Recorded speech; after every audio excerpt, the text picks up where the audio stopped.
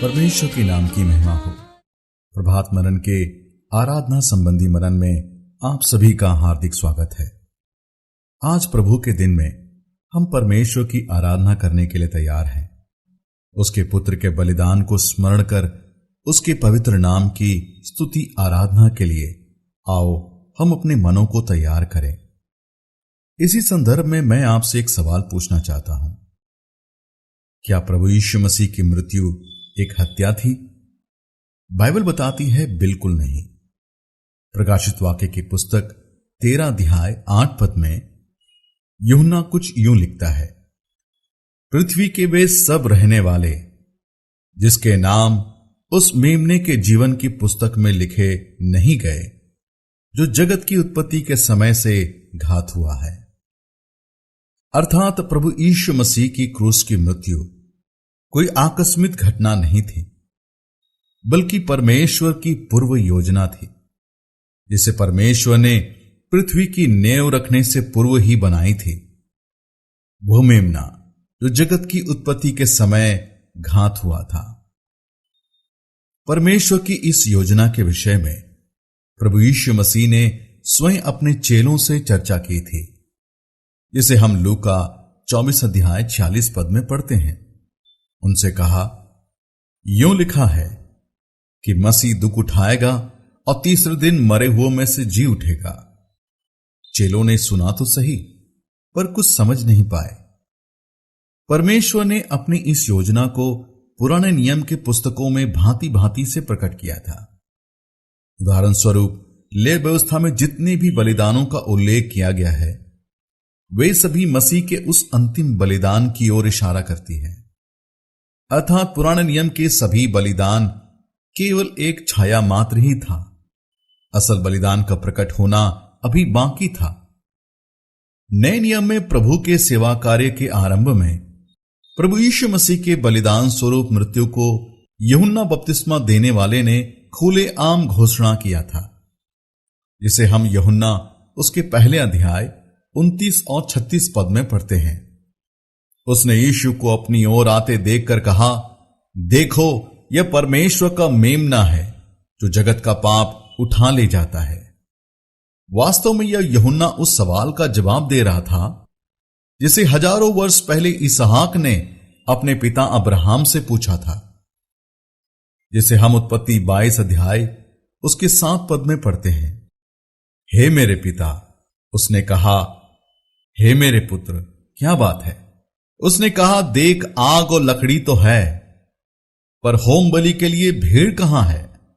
पद 8 में तब अब्राहम ने कहा, हे मेरे पुत्र, परमेश्वर होम बलि की भेड़ का उपाय आप ही करेगा। यूहन्ना बपतिस्मा देने वाले की घोषणा उसी सवाल का जवाब था। यीशु जो परमेश्वर का मेमना जगत में भेजा गया था। वास्तव में यूहन्ना प्रभु को बपतिस्मा देने के द्वारा परमेश्वर की उस पूर्वकालीन अद्भुत योजना को लोगों के सम्मुख खुले आम प्रकट कर रहा था। यूहन्ना भली भांति जानता था कि प्रभु यीशु मसीह निष्पाप है और उससे मन फिराव का बपतिस्मा लेने की जरूरत नहीं है। इसी वजह से वह प्रभु को बपतिस्मा देने से कतरा रहा था।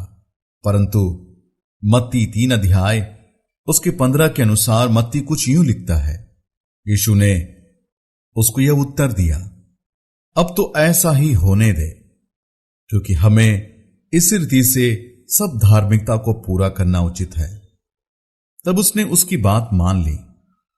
प्यारो, मैं चाहता हूं कि कृपया आप इस शब्द पर जरा ध्यान दें। प्रभु ने कहा कि अब ऐसा ही होने दे, क्योंकि हमें, ध्यान दे हमें शब्द पर, हमें इस रीति से सब धार्मिकता को पूरा करना उचित है। हमें अर्थात बहुवचन। प्रभु तो वहां अकेले थे, उन्हें मुझे शब्द का उपयोग करना था। फिर उसने हमें शब्द क्यों कहा? इस हमें का अर्थ क्या है?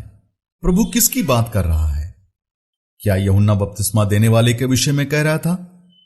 प्यारो, बिल्कुल नहीं, क्योंकि पाप में जन्मा मनुष्य पवित्र परमेश्वर की उस धार्मिकता को पूरा करने की योजना का अंग कैसे बन सकता है? तो प्रभु का हमें कहने का तात्पर्य क्या था? प्यारो, यदि हम प्रभु की बपतिस्मा की घटना को जरा गौर करें तो समझ में आता है कि इस घटना में हम त्रिएक परमेश्वर की उपस्थिति को देख सकते हैं। पुत्र परमेश्वर पानी में बपतिस्मा ले रहा है।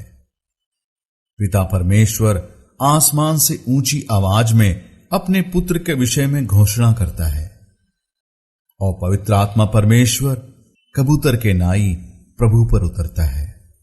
अर्थात संपूर्ण त्रिएक परमेश्वर को मानव जाति के उस उद्धार की योजना में शामिल देखते हैं।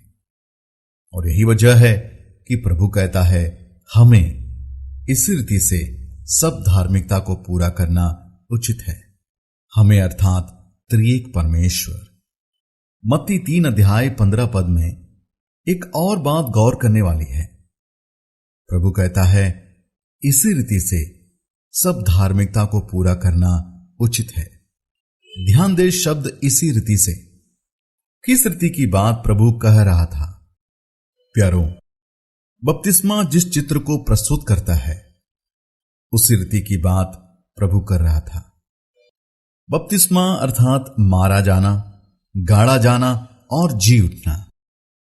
हां मेरे प्यारों, परमेश्वर का मेमना जो जगत का पाप उठा ले जाने इस जगत में आया, अपने कलवरी क्रूस पर मृत्यु, गाड़े जाने और तीसरे दिन मृतकों में से जी उठने के द्वारा उसने इसे स्थापित भी किया।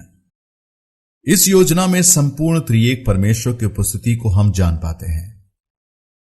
तो आइए हम इन्हीं विचारों को मन में रखते हुए उस परमेश्वर की आराधना करें, उसके नाम को सराहें, जिसने अपनी अद्भुत योजना के द्वारा हमें ढूंढा, हमें चुन लिया, हमारे लिए कलवरी क्रूस पर अपने आप को एक बलिदान स्वरूप मरने के लिए सौंप दिया।